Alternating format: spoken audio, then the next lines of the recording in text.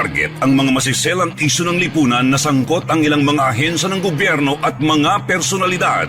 Hihimayin ang iba't ibang mga isyu, balita at usapin. Puntirya ang mga tiwali at ilalantad ang mga mali sa pamahalaan.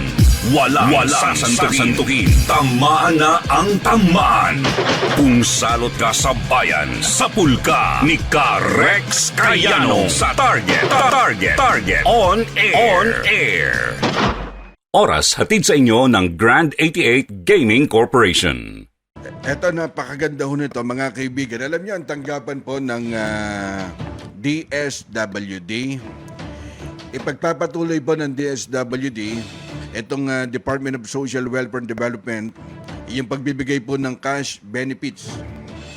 Ang problema ho kasi nito, sabihin na ho natin na ang DSWD National, maganda ho yung ginagawa ho nila. Na-encounter ho namin to Kapag ka ibinaba na ho dun sa mga bawat barangay, alam niyo ho ba nangyayari?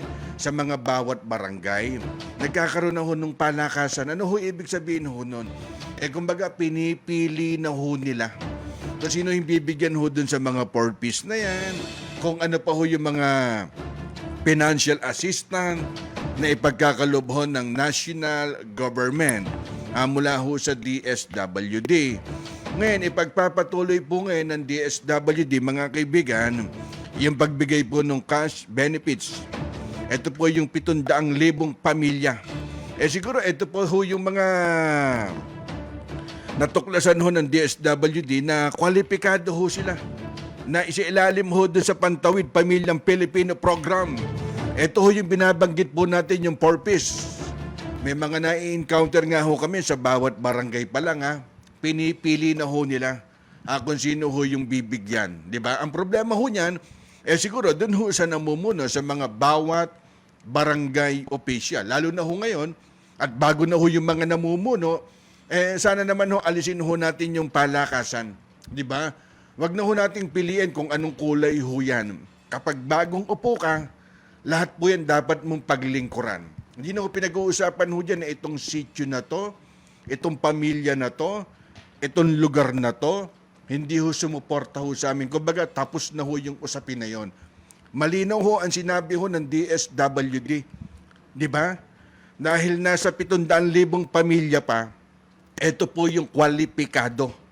Di ba? Kaya ang plano ho dyan ng DSWD, mga kaibigan, teka, kung ganyan din lang naman, sususpindin po yung DSWD yung ayuda doon po sa 700,000 benepisyaryo dahil isisinailalim ho yan doon ho sa evaluasyon at nung kanilang estado ho ng pamumuhay. Dapat po ibigay po natin yung talagang halos naghihikahos. Ano ho ibig sabihin ho natin?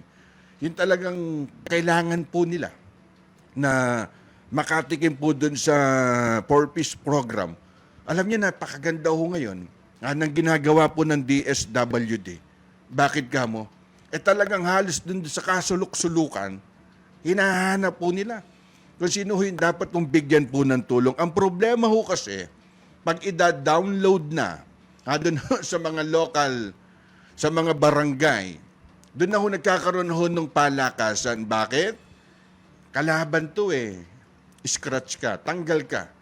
Doon po sa 4-piece na yan. Ngayon, sasabihin naman ho nila, ang depensa naman ho dyan ng mga nakaupo hong barangay chairman, hindi lang po dito mga kaibigan. Di ba? Bakit kamo? Maging sa NCR, sa mga bawat probinsya, yan po kasi nangyayari, kinukuha lang nila kung sino po yung qualified. Ang dapat gawin po dyan na isang nanunungkulan na barangay chairman, kung sa tingin mo na medyo kapos, yung ibinibigay po ng DSWD, pwede kang sumulat, dun ho sa mga barangay captain, kumbaga copy-paste lang po yan, copy partners, dun po sa district congressman, sa office of the mayor, re-request mo sa national government and DSWD, baka naman po pwedeng dagdagan at napakarami na po nung aking constituent o kababayan dito sa aking barangay.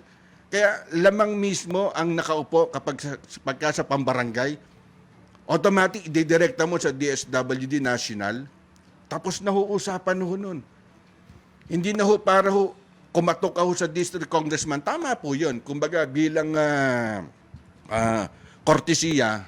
Pero kung meron kang direktang contact, yung hinaing ng inyong kabarangay, ramdam mo yung sikmura po nila. Di ba? Yung naghihikaos, pwede mong idirekta po doon. Oras hatid sa inyo ng Grand 88 Gaming Corporation. Sumainyo ang isa na namang makabuluhang edisyon ng Target On Air. Kasama si Ka-Rex Kayanong. Abangan muli bukas alas 3 hanggang alas 4 ng hapon. Kung salot ka sa bayan, ikaw ang isusunod ni Ka-Rex Kayanong na Target On Air. Nangunguna sa balita, impormasyon, musika, komentaryo at serbisyo publiko. Ito ang DZME 1530. Una sa kanan, ang himpilang may paninindigan.